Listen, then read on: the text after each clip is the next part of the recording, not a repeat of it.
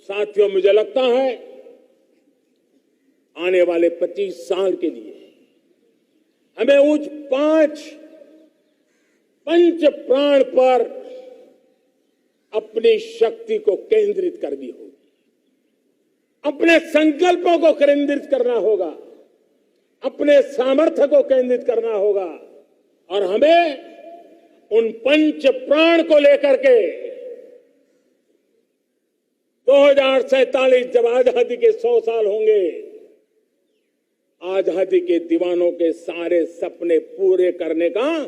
जिम्मा उठा करके चलना होगा। जब मैं पंच प्राण की बात करता हूं तो पहला प्राण, अब देश बड़े संकल्प लेकर के ही चलेगा, बहुत बड़े संकल्प लेकर के चलना होगा और वो बड़ा संकल्प है विकसित भारत। अब उससे कुछ कम नहीं होना चाहिए, बड़ा संकल्प